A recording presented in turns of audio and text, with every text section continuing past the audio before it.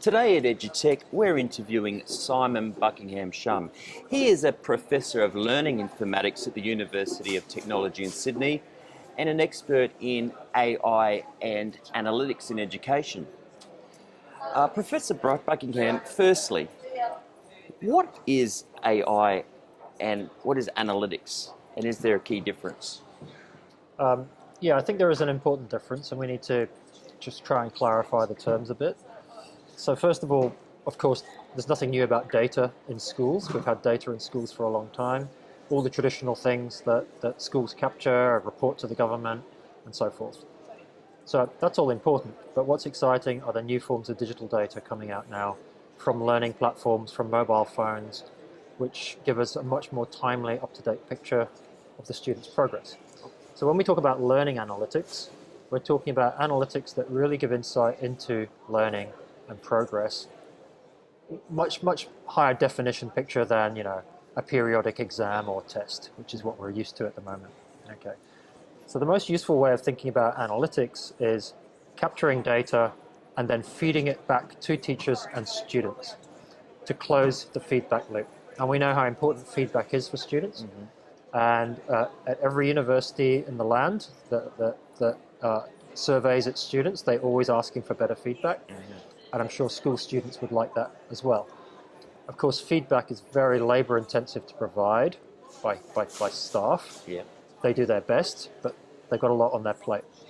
So there's an interesting role here for computers to contribute to the conversation by tracking activity in a very high definition, which is what computers can do, and feeding that back into the feedback conversation. Now, when we add artificial intelligence, then the computer is doing even more work to try and make sense of the data. And, well, I can talk about some examples of that, but, let's start with the really simple stuff. Okay, the simple stuff is logging in, has a student logged in? Did I read this PDF? Did I watch the video? Did I post to the forum? How much of the course have I? Okay, so those are really easy things for a machine to log. Now the danger is that we only count the things that are easy to count, but they're not really that insightful, say, for learning. Then we can start to get a bit more interesting. Where do most students watch to in the video? Are there bits of the video that they keep replaying? Because that might give us a clue that there's some material there that they keep getting stuck on. Okay. Well, I may have posted 5 times to the forum. What was the quality of that post? Was I making an argument? Was I reflecting on my own experience? Did I cite any sources? Was I responding to your forum post and then raising an interesting new question that somebody else picked up? So now we're getting deeper into the analysis of the data. And then we can introduce artificial intelligence, right? Which is, for example, expanding the range of things that we could even count as data. So, traditionally, speech wasn't something machines had access to. Now we're all used to asking Siri or our mobile phone or our Google at home or whatever, and we expect it to understand us. Right? Before, the movement of people wasn't visible.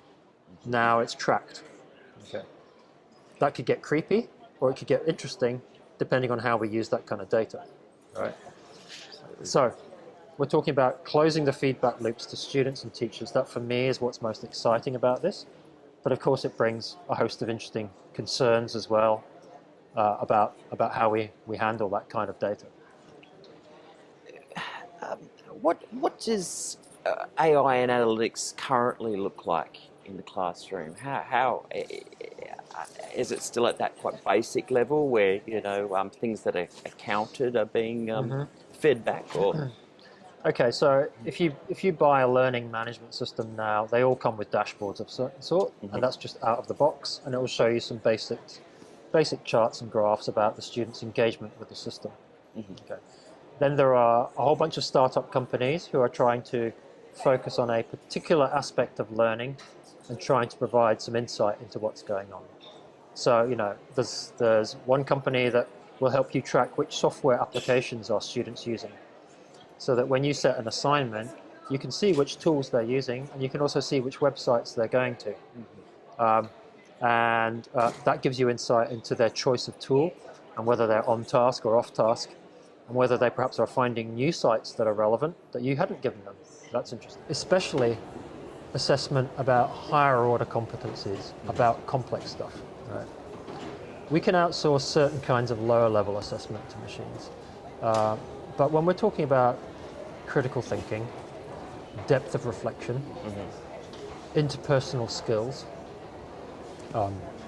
qualities like curiosity, the ability to resolve conflict, right?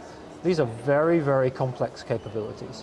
They're social, they're emotional, as well as psychological. They're behavioral, they're embodied, there's non-verbal language, right? Now, the AI guys are busy working on detecting my posture, looking at my eye gaze, right? There are prototypes out there which are already claiming to be able to assess how good I am at interview by looking at my facial expression, my tone of voice, my eye contact, right? We'll see. The way I like to think about this is we're not outsourcing summative assessment, but we are recruiting the machines for higher quality formative assessment, so that we can sit down and look at what they are capturing and hopefully visualizing in an intuitive way and have a better quality conversation about how I could improve next time I try and do something like this. Okay. Technologically, augmented reality is coming. There are prototypes now in the labs, where I can put on a pair of AR goggles, and as a teacher, floating above every student's head is an icon or a summary of how they're doing at the moment, as they tackle something on a computer-based platform. Amazing. Right? So I'm literally seeing inside my students' heads in a sort of metaphorical kind of way. That's pretty interesting. It is. It means the teacher's still in the classroom. They can still be embodied and there and, moving kids around and getting them socializing, but they're getting some insight into how they're going, The other thing that we'll see coming in is we want to break out of the classroom. Learning happens all over the place now, right? So if this analytics and AI is just about kids tethered to screens, we've really missed the point, right? And there's a lot of worry about that too, that all this adaptive personalized learning is really about individual kids and individual screen time. And what about all that rich, social, authentic, outdoor activity, embodied activity, right? So there's a lot of data that we can now gather from outside and bring it back into the more formal environment. And there are people working on how the data is going to integrate nicely so that we can then make sense of it. So that's coming as well. So the school sector is talking about interoperability already. The university sector, the employers. If we're going to talk about lifelong learning, life-wide learning, that data has to get joined up. And there are people working on that as well, because with no plumbing, we have no appliances, right? Very true. Cool tools, they need on switches, electricity, data, all that stuff needs to be feeding them. And if they're sitting in silos, then we could be in danger of just reinventing lots more silos where we actually need stuff joining up. Which has been the traditional approach, really, to education systems. Yeah, we have plenty of silos right now. Yeah. I was just talking to a company now, they're just busy trying to break through the silos of traditional school data. Now we're inventing lots more data sources. We want to get those joined up, but we also need to be thinking ethically about that too, and who's in control of that data. So in the future, there are plenty of people thinking about how do we as citizens own our own data and grant services access to that data. And we might well be seeing something like that in the world of learning too, especially as students go through their whole learning lifetime, dipping into formal learning and back out again, and wanting to build that portfolio for themselves. Professor Buckingham-Shum, thank you for a fascinating discussion. My pleasure, thank you.